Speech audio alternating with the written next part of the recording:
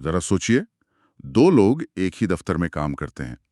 दोनों की पढ़ाई लिखाई बिल्कुल एक जैसी है। दोनों मेहनत भी बराबर करते हैं।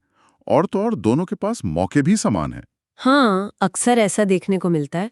लेकिन एक इंसान लगातार तरक्की कर रहा है, खुश है, और ऐसा लगता है जैसे हर चीज उसके फेवर में काम कर रही है। वहीं जो दूसरा इंसान है, वो हमेशा संघर्ष कर रहा है, तनाव में है। मतलब हर कदम पर उसे कोई ना कोई रुकावट मिल रही है। बिल्कुल, ये बहुत ही आम स्थिति है। तो क्या ये सिर्फ किस्मत का खेल है, या कोई अदृश्य रिमोट कंट्रोल है जो इन दोनों की जिंदगियों को अलग-अलग दिशाओं में चला रहा है? उम, लोग तो इसे अक्सर किस्मत ही मान लेते हैं। हाँ, लेकिन जोसेफ मर्फी की बेहद प्रसिद्ध किताब the miracles of your mind पर आधारित एक विस्तृत विश्लेषण आज हमारे पास है। और इस स्रोत के मुताबिक ये किस्मत का खेल तो बिल्कुल नहीं है। एकदम सही बात है। किस्मत से इसका कोई लेना देना नहीं है। तो हमारी आज की इस चर्चा का मिशन ये डिकोड करना है कि कैसे हमारे विचार, खासकर हमारा अवचेतन मन, यानी जिसे हम सबकॉन्शियस माइंड कहते हैं, वो ना सिर्फ हमारी आदतों को, बल्कि हमारे स्वास्थ्य, हमारे धन, रिश्तों और मोटा-मोटा पूरी किस्मत को आकार देता है। जी, और ये बहुत ही गहरा विषय है। चलिए, इसे थोड़ा खोलकर समझते हैं, क्योंकि आज की दुनिया में लोग बाहरी चीजों को बदलने के पीछे भाग रहे हैं।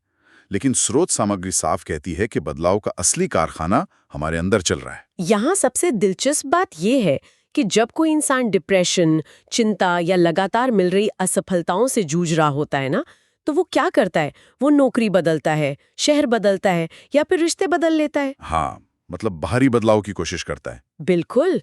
लेकिन जोसेफ मर्फी का काम हमें एक बहुत ही कड़वी लेकिन सच्ची बात याद दिलाता है। हम जहां भी जाते हैं अपना दिमाग तो अपने साथ ले जाते हैं ना। अरे हाँ, ये तो है। तो जब तक अंदर की दुनिया के नियम नहीं बदलेंगे, बाहर की दुनिया में किया गया कोई भी बदलाव सिर्फ एक अस्थायी पर्दा है।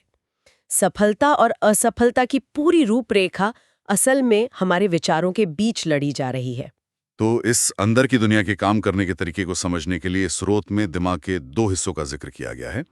चेतन मन यानी कॉन्शियस माइंड, और अवचेतन मन यानी सबकॉन्शियस माइंड। जी और इन दोनों का काम बिल्कुल अलग है। हाँ, इसे अगर एक सटीक एनालॉजी से समझें तो चेतन मन एक बड़े पानी के जहाज के कैप्टन की तरह है। कैप्टन डेक पर खड़ा है, दूरबीन से देख रहा है, तर्क कर रहा है और दिशा तय कर रहा है। सही कहा। वो बाहरी दुनिया को मॉनिटर कर रहा है। लेकिन जो अवचेतन मन है, वो जहाज के इंजन रूम में काम करने वाला क्रू है। कैप्टन सिर्फ आदेश देता है, लेकिन असल में जहाज को वो क्रू चलाता है। और यही क्रू सबसे अहम है। बिल्कुल। अब समस्या ये है कि ये क्रू अंधा है और सिर्फ कैप्टन की बात सुनता है। वो ये नहीं देखता कि सामने कोई चट्टान है या खुला समंदर। अगर मैं इसे अपनी भाषा में कहूं, तो चेतन मन कंप्यूटर के कीबोर्ड की तरह है और अवचेतन मन उसकी हार्ड ड्राइव है। बहुत ही बढ़िया एनालॉजी है। और पता है, वो इंजन रूम का क्रू हमारे जीवन का 90% हिस्सा कंट्रोल कर रहा है। 90%? ये तो बहुत बड़ा नंबर है। हाँ, हमारी सारी आदतें, हमारे सबसे गहरे डर, हमारी भावनाएं और हमारे बुनियादी विश्वास, सब कुछ उसी अंधेरे हिस्से में स्टोर है। यानी हार्ड ड्राइव में। बिल्कुल। चेतन मन से हम अभी कोई किताब पढ़ सकते हैं या सोच सकते हैं कि हमें कल से सुबह जल्दी उठना है। लेकिन अवचेतन मन हमारे शरीर की हर सांस, दिल की धड़कन और पाचन तंत्र को बिना किसी तर्क के चला रहा है। मतलब वो ऑटो पायलट पर है। जी, उसकी सबसे बड़ी ताकत ये है कि वो बिना सवाल पूछे हर बात को सच मान लेता है। अगर कैप्टन ऊपर से चिल्ला रहा है कि हम डूबने वाले हैं, तो क्रू ये नहीं पूछेगा कि क्यों। वो बस मान लेगा। हाँ, वो तुरंत घबराहट वाले हार्मोन्स रिलीज कर देगा और जहाज का सिस्टम बिगाड़ देगा। तो अगर ये क्रू यानी हमारा अवचेतन मन इतना ही आज्ञाकारी है और सब कुछ सच मान लेता है, तो एक बहुत ही स्वाभाविक सवाल उठता है मेरे मन में। जी, पूछिए। अगर कोई व्यक्ति बस सुबह उठकर ये सोच ले या जोर जोर से बोलने लगे कि मैं बहुत सफल हूं या मैं दुनिया का सबसे अमीर इंसान हूं, तो रातों रात चमत्कार क्यों नहीं हो जाता? हर इंसान तुरंत सफल क्यों नहीं हो जाता? बहुत ही वाजिब सवाल है। यहाँ सबसे दिलचस्प बात यह है कि हमारा अवचेतन मन सिर्फ उन शब्दों को नहीं पकड़ता जो ऊपरी तौर पे बोले जा रहे हैं। अच्छा, तो वो क्या पकड़ता है? वो उस गहरी भावना और उस विश्वास को पकड़ता है जो बरसों से इंजन रूम की दीवारों पर लिखा हुआ है। मतलब अगर कोई इंसान बाहर से कह रहा है कि मैं सफल हूं, लेकिन अंदर ही अंदर अनजाने में वो लगातार ये महसूस कर रहा है कि मुझसे कुछ नहीं हो सकता या मैं हमेशा नाकामयाब रहता हूँ। तो मतलब अंदर एक अलग ही कहानी चल रही है। बिल्कुल। और ऐसे में अवचेतन मन उस गहरी, बार बार दोहराई गई नकारात्मक प्रोग्रामिंग को ही अंतिम सत्य मानता है। उसे शब्दों से कोई लेना देना नहीं है। समझ गया। उसे बस उस भावना पर भरोसा है जो लगातार महसूस की गई है। जब चेतन मन का तर्क और अवचेतन मन का विश्वास आपस में टकराते हैं ना, तो जीत हमेशा अवचेतन मन के विश्वास की ही होती है। तो यानी अगर बरसों की गलत प्रोग्रामिंग हो चुकी है तो उसे सिर्फ खोखले शब्दों से नहीं बदला जा सकता। बिल्कुल नहीं।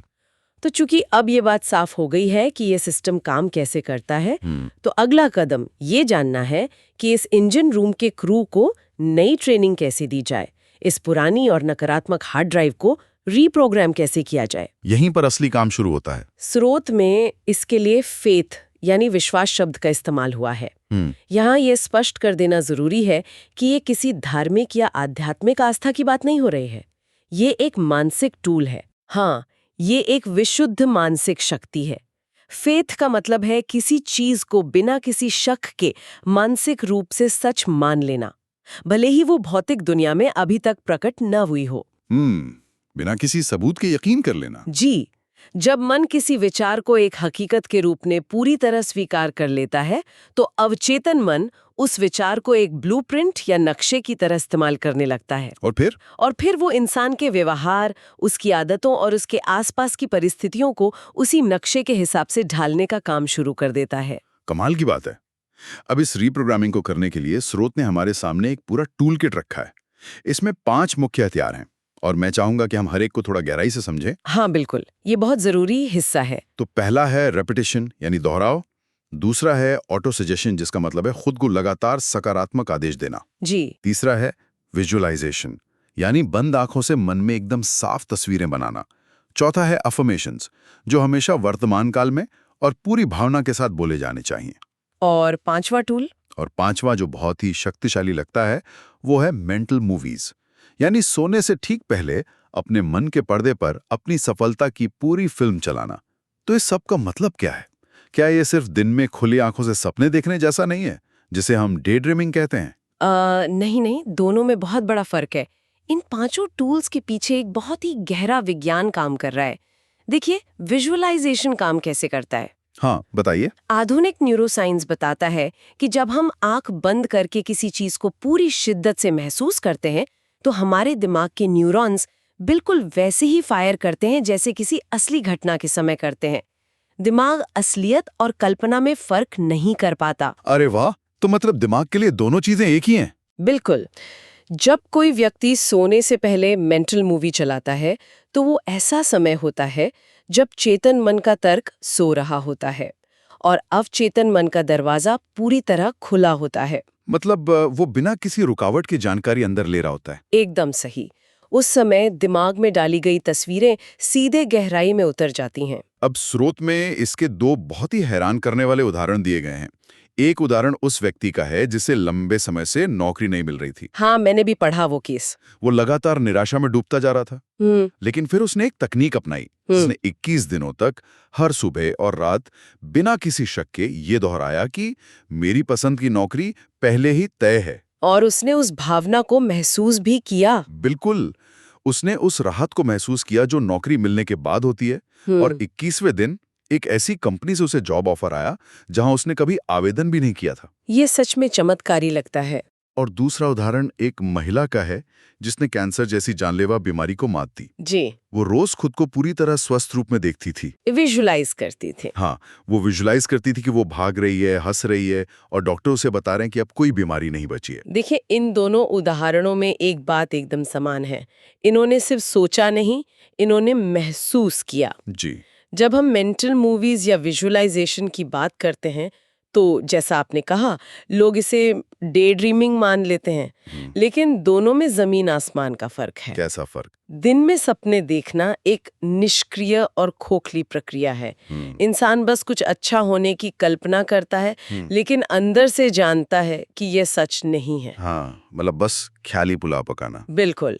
इसके विपरीत जोसेफ मर्फी जिस मानसिक रिहर्सल की बात कर रहे हैं, वो एक सक्रिय विश्वास की क्रिया है। इसमें इंसान अपनी सभी इंद्रियों, मतलब देखना, सुनना, महसूस करना, सबका इस्तेमाल करता है। तो ये बहुत डीप प्रोसेस है। हाँ, जब इसे इतनी गहराई से किया जाता है, तो अवचेतन मन इसे भविष्य की किसी दूर की योजना की तरह नहीं, बल्कि एक वर्तमान सच्चाई के रूप में दर्ज कर लेता है। ये सब सुनकर ना एक पल के लिए ऐसा लगता है कि जैसे हमारे हाथ में कोई जादू की छड़ी लग गई हो। हाँ, सुनने में तो ऐसा ही लगता है। लेकिन यहाँ थोड़ा रुककर एक कड़वी सच्चाई पर भी बात करनी होगी। अगर ये तकनीकें इतनी ही असरदार हैं, तो फिर ये हर किसी के लिए काम क्यों नहीं करती? ये बहुत महत्वपूर्ण सवाल है। स्रोत में इसका बहुत ही तार्किक कारण बताया गया है। अगर हमारे सिस्टम में पहले से ही कुछ मानसिक वायरस बैठे हुए हैं, तो हम चाहे कितना भी नया और अच्छा सॉफ्टवेयर या अफर्मेशन डाल लें, सिस्टम क्रैश ही होगा। और ये वायरस क्या है? ये वायरस है डर, शक, गुस्सा यानी रिजेंटमेंट और अपराध बोध, जिसे हम गिल्ट कहते हैं। ये चारों वायरस अवचेतन मन को पूरी तरह जकड़ लेते हैं। डर हमें हमेशा एक काल्पनिक भविष्य से डराता है, जिससे शरीर लगातार फाइट या फ्लाइट मोड में रहता है। हाँ, स्ट्रेस में रहता है। और शक उस नए बीज को उगने से पहले ही मार देता है, जो हमने अफर्मेशन के जरिए बोया था। बिल्कुल। और अगर गुस्से और पुरानी नाराजगी की बात करें, तो ये सबसे खतरनाक हैं। ये बिल्कुल खुद जहर पीकर ये उम्मीद करने जैसा है कि नुकसान सामने वाले को होगा। बहुत खूब कही ये बात, खुद जहर पीना। जी, जब मन में किसी के प्रति नफरत या गुस्सा भरा होता है, तो अवचेतन मन में लगातार अशांति का संदेश जा रहा होता है। अब यहाँ स्रोत में एक बहुत ही गहरी बात कही गई है कि माफ करना या फॉरगिवनेस कोई कमजोरी नहीं है। अक्सर लोग इसे कमजोरी ही मानते हैं। हाँ, समाज में यही माना जाता है कि जिसने गलत किया उसे माफ कर दिया तो वो जीत जाएगा। लेकिन यहाँ माफ करने का मतलब दूसरे इंसान के अपराध को सही ठहराना बिल्कुल नहीं है। तो इसका असली मतलब क्या है? इसका सीधा सा मतलब है अपने खुद के दिमाग की सफाई करना, उस पुराने जहर को बाहर फेंकना, ताकि नया और स्वस्थ विचार पनप सके। मतलब एक तरह का मेंटल डिटॉक्स है ये। और मैं बता दूं कि इसी डिटॉक्स के बिना शरीर कभी स्वस्थ नहीं हो सकता। अच्छा। क्योंकि जैसे कि स्रोत विस्तार से समझाता है, शरीर और मन दो अलग अलग हिस्से नहीं है। अवचेतन मन ही हमारे शरीर का बॉडीगार्ड है और उसका आर्किटेक्ट भी। बॉडीगार्ड। जब मन में लगातार अपराध बोध या गिल्ट रहता है, तो इंसान अनजाने में खुद को सजा देने के तरीके खोजने लगता है, जो अक्सर बीमारियों के रूप में सामने आते हैं। अब यहीं पर मुझे लगता है कि कुछ लोगों को इस विचार से थोड़ी परेशानी हो सकती है। कैसी परेशानी? अगर कोई व्यक्ति कहे कि सिर्फ अपने फेफड़ों या पैरों को रोज थैंक यू बोलने से या किसी पुराने दुश्मन को मन से माफ कर देने से कोई शारीरिक बीमारी रिवर्स हो सकती है, तो ये सुनने में थोड़ा विज्ञान के दायरे से परे और अंधविश्वास के करीब लगता है। क्या इस बात में कोई ठोस वैज्ञानिक आधार है? ये एक बहुत ही वाजिब सवाल है। अगर हम इसे बड़ी तस्वीर से जोड़ें और आज के आधुनिक चिकित्सा विज्ञान को देखें, तो साइकोसोमैटिक बीमारियों का पूरा एक स्थापित क्षेत्र है जो इसी सिद्धांत पर काम करता है। साइकोसोमैटिक बीमारियां? हाँ, विज्ञान आज ये मानता है कि जब इंसान लगातार तनाव, गुस्से या डर में रहता है, तो उसका दिमाग कॉर्टिसोल और एड्रेनलिन जैसे स्ट्रेस हार्मोन्स का लगातार रिसाव करता है। और ये हार्मोन्स नुकसान करते हैं? बहुत ज्यादा। ये हार्मोन्स हमारे ब्लड प्रेशर को बढ़ाते हैं, पाचन तंत्र को रोक देते हैं, और सबसे खतरनाक बात, ये हमारे इम्यून सिस्टम को पूरी तरह कमजोर कर देते हैं। बाप रे। बीमारी अचानक आसमान से नहीं गिरती, वो अक्सर मन में बनी इन लंबी नकारात्मक भावनाओं का ही शारीरिक परिणाम होती है। तो यानी इलाज की शुरुआत भी वहीं से होनी चाहिए? बिल्कुल। इसलिए जब विजुअलाइजेशन, क्षमा और आभार यानी ग्रेटिट्यूड का अभ्यास किया जाता है, तो असल में तनाव के उन रास्तों को बंद किया जा रहा होता है। तब शरीर डोपामाइन और ऑक्सीटोसिन जैसे हीलिंग हार्मोन्स रिलीज करता है। शरीर अपनी मरम्मत खुद करने के लिए डिजाइन किया गया है, बशर्ते दिमाग उसे ऐसा करने का सही माहौल दे। जब शरीर की बात आती है तो ये जीव विज्ञान आसानी से समझ आता है। हाँ, ये लॉजिकल लगता है। कोई बाहरी चीज नहीं है, बल्कि पूरी तरह से एक मानसिकता है। धन और समृद्धि को लेकर ये नजरिया बहुत ही क्रांतिकारी है। यहाँ आकर बात सच में बहुत दिलचस्प हो जाती है। हम अक्सर पैसे को तिजोरी में रखे कागज के टुकड़े या धातु के सिक्कों के रूप में देखते हैं, लेकिन जोसेफ मर्फी के अनुसार धन एक चेतना है, एक कॉन्शियसनेस है। तो अगर किसी की चेतना में कमी है तो? अगर किसी व्यक्ति के मन में पैसे को लेकर कमी यानी स्कार्सिटी की सोच बैठी हुई है कि पैसा खत्म हो जाएगा या पैसा कमाना बहुत मुश्किल है, तो वो चाहे दिन रात कितनी भी मेहनत कर ले, पैसा उसके पास टिकेगा नहीं। वो कुछ ना कुछ ऐसा करेगा कि पैसा चला जाए। बिल्कुल, वो ऐसे फैसले लेगा या ऐसी परिस्थितियां बनाएगा कि पैसा उससे दूर चला जाए। इसके विपरीत भरपूरता यानी अबंडेंस की सोच पैसे और अवसरों को चुंबक की तरह खींचती है। इसको समझने के लिए हम एक बहुत ही सुंदर एनालॉजी का उपयोग कर सकते हैं। कौन सी एनालॉजी? मान लीजिए कि पैसा एक नदी की तरह है, एक निरंतर प्रवाह है।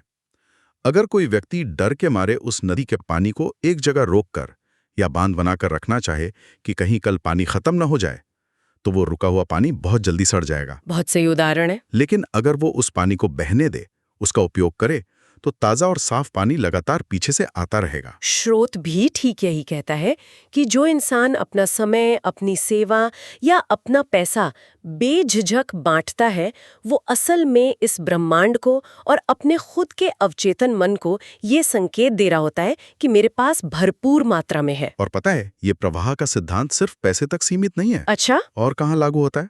ये हमारे जीवन के सबसे संवेदनशील और जटिल हिस्से यानी हमारे रिश्तों पर भी पूरी तरह से लागू होता है। कैसे?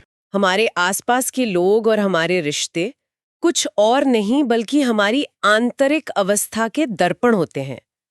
अगर कोई व्यक्ति अंदर से खुद को प्यार के अयोग्य मानता है, तो उसके अवचेतन में प्यार दूर करने वाले पैटर्न बन जाते हैं। मतलब वो खुद ही प्यार को रिजेक्ट कर देता है। हाँ, वो अनजाने में ऐसे ही लोगों को अपनी जिंदगी में आकर्षित करेगा जो उसे बार बार यही साबित करके दिखाएंगे कि वो सच में प्यार के लायक नहीं है। लेकिन जब कोई व्यक्ति अपने अंदर की दुनिया को शांति, प्यार और क्षमा से भर लेता है, तो बाहर का पूरा नजारा बदल जाता है। एकदम बदल जाता है। वो व्यक्ति दूसरों से प्यार की भीख मांगना या हर समय दूसरों से ये उम्मीद लगाना बंद कर देता है कि कोई और आकर उसे खुश करेगा, क्योंकि वो खुद से खुश है। जी। जब इंसान अंदर से भरा हुआ और संतुष्ट महसूस करता है, तो वो स्वाभाविक रूप से बेहतर, स्वस्थ और सकारात्मक लोगों को अपनी ओर आकर्षित करने लगता है, क्योंकि हम दुनिया को वही दे सकते हैं जो हमारे पास है, और बदले में दुनिया भी हमें वही लौटाती है। खुद के साथ हमारा रिश्ता ही बाकी सभी रिश्तों की नींव है। ये बहुत ही खूबसूरत बात है। लेकिन इन सारे गहरे सिद्धांतों को समझने के बाद ना, एक बहुत ही जमीनी और व्यावहारिक समस्या सामने आती है जिस पे बात करना सबसे जरूरी है। हाँ, और वो समस्या ये है कि ये सब कुछ सुनने और पढ़ने में बहुत तार्किक और प्रेरणादायक लगता है। बिल्कुल। लेकिन असल जिंदगी में क्या होता है? एक इंसान पूरे अनुशासन के साथ ये सब शुरू करता है। वो सुबह उठकर अफर्मेशंस बोलता है, रात को सोने से पहले अपनी सफलता की मेंटल मूवी देखता है, अपने पुराने दुश्मनों को मनी मन माफ भी कर देता है। हाँ, लोग ऐसा करते हैं। और ये सब वो 1 महीना 2 महीने तक करता है, लेकिन बाहरी दुनिया में उसका बैंक बैलेंस वहीं का वहीं है, या उसकी बीमारी ठीक नहीं हो रही है। जब सब कुछ काम करता हुआ नजर ना आए, जब महीनों तक कोई रिजल्ट ना दिखे, तब क्या? ये वो मोड़ है जहां ज्यादातर लोग हार मान लेते हैं। हाँ, ये इस पूरी प्रक्रिया का सबसे चुनौतीपूर्ण हिस्सा है, धैर्य और समय की परीक्षा। हमें ये समझना होगा कि हमारा अवचेतन मन कोई बिजली का स्विच नहीं है जिसे दबाते ही रातों रात बत्ती जल जाए या चमत्कार हो जाए। हाँ, कोई जादू तो है नहीं। अगर किसी व्यक्ति ने पिछले 20 सालों से अपने दिमाग में नकारात्मक सोच, डर, कमजोरी और मुझसे नहीं होगा की प्रोग्रामिंग की है, तो वो 20 दिन के एफर्मेशन या विजुअलाइजेशन से पूरी तरह कैसे मिट सकती है? बिल्कुल। पुरानी इमारत को तोड़ने में समय लगता है। पुरानी इमारतों को गिराकर नई नींव तैयार करने में समय तो लगेगा ही ना। और इसी इंतजार के समय के दौरान एक बहुत बड़ा मनोवैज्ञानिक खतरा पैदा होता है, जिसे श्रुत ने नेगेटिव फीडबैक लूप कहा है। इसे थोड़ा विस्तार से समझते हैं। हाँ, ये लूप बहुत खतरनाक है। मान लीजिए एक इंसान सुबह बहुत सकारात्मक होकर उठा, उसने अपना विजुअलाइजेशन किया, लेकिन दफ्तर जाते ही उसे अपने बॉस से डांट पड़ गई या उसे किसी काम में असफलता मिल गई। फिर क्या होगा? अब उसका चेतन मन तुरंत हावी हो जाता है और सोचता है, देखा, ये सब अफर्मेशन बकवास है, मैं तो हमेशा ही फेल होता हूँ, ये मेरे लिए काम नहीं करता। और बस वहीं खेल खत्म। बिल्कुल। जैसे ही वो इंसान ये सोचता है और इस पर यकीन कर लेता है, उसका अवचेतन मन तुरंत इस हारने की भावना को पकड़ लेता है और उस पूरी नई प्रोग्रामिंग को उसी वक्त रद्द कर देता है। इंसान वापस उसी पुरानी दुनिया में गिर जाता है। इस लूप से बचना सबसे बड़ी चुनौती है, जब हम बाहर कोई परिणाम नहीं देखते तो हमारा तार्किक मन घबराने लगता है। यहीं पर डटे रहना यानी परसिस्टेंस सबसे ज्यादा आवश्यक हो जाता है। डटे रहना तो जरूरी है, लेकिन स्रोत एक बहुत ही सूक्ष्म चेतावनी भी देता है। हमें अपनी प्रक्रिया पर डटे रहना है, लेकिन जिद्दी या तनावग्रस्त नहीं बनना है। हमें अपनी इच्छा पूरी होने पर भरोसा करना है, ना कि उसे पूरी करने के तरीकों पर नियंत्रण थोपना है। स्रोत में यह स्पष्ट किया गया है कि हमें लचीलापन यानी फ्लेक्सिबिलिटी रखनी चाहिए और चीजों को माइक्रो मैनेज नहीं करना चाहिए। अक्सर लोग ऐसा ही करते हैं। हाँ, अक्सर लोग यह तय कर लेते हैं कि मुझे सफलता इसी खास नौकरी से या इसी खास इंसान से ही मिलनी चाहिए। तो यहाँ सवाल यह है कि एक इंसान जो अपने लक्ष्य के लिए लगातार डटा भी रहे और साथ ही वो तनाव लेकर जिद्दी भी ना बने, ये मानसिक संतुलन आखिर कैसे हासिल किया जा सकता है? इसका जवाब स्रोत में दिए गए बीज बोने वाले बहुत ही सटीक और सुंदर उदाहरण में छिपा है। बीज बोने वाला उदाहरण? हाँ, जब एक किसान जमीन में बीज बोता है तो वो अपने काम पर डटा रहता है। वो हर दिन खेत में जाता है, उसे पानी देता है, उसकी देखभाल करता है। ये उसका डटे रहना है।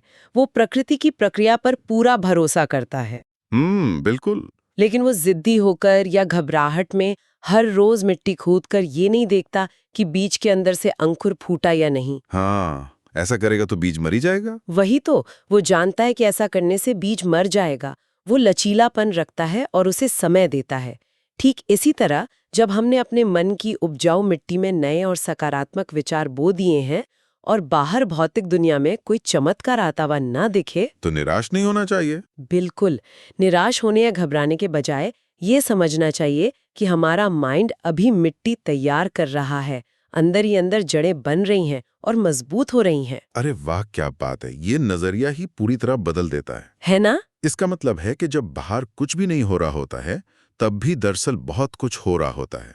बस वो हमारी नजरों से दूर जमीन के नीचे घटित हो रहा है। बिल्कुल सही पकड़े आप। अगर हम इस नेगेटिव फीडबैक लूप में ना फंसें और किसान की तरह सिर्फ पानी देते रहें, तो परिणाम का आना तय है। एकदम तय है। और जब हम शांत भाव से बिना किसी घबराहट के इस प्रक्रिया पर यकीन करते हैं, तो हम उन मानसिक रुकावटों को अपने रास्ते से हटा देते हैं जो डर और शक से पैदा होती हैं। तो रास्ता साफ हो जाता है। जी, तब अवचेतन मन पूरी आजादी और असीमित शक्ति के साथ हमारी उस नई हकीकत का निर्माण कर पाता है जिसका नक्शा हमने उसे दिया है। तो अगर हम आज के इस पूरे विस्तृत विश्लेषण को समेटें, तो सबसे बड़ी और स्पष्ट बात जो उभर कर सामने आती है वो ये है कि हमारा अपना मन, विशेष रूप से वो अनदेखा अचेतन मन, हमारे जीवन के हर छोटे बड़े अनुभव का सबसे प्राथमिक स्रोत है। बिल्कुल, सारा खेल यहीं से शुरू होता है। चाहे वो हमारे शरीर की सेहत हो, हमारी आर्थिक स्थिति और बैंक बैलेंस हो, या हमारे सबसे करीबी निजी रिश्ते हों, किसी भी चीज में स्थायी बदलाव बाहर की दुनिया से लड़कर या परिस्थितियों को जबरदस्ती बदलकर नहीं लाया जा सकता। सही बात है। असली बदलाव हमेशा सबसे पहले अंदर के विचारों को बदलने, उन पुराने मानसिक वायरसों को हमेशा के लिए साफ करने और एक गहरे अटूट विश्वास की स्थापना से शुरू होता है।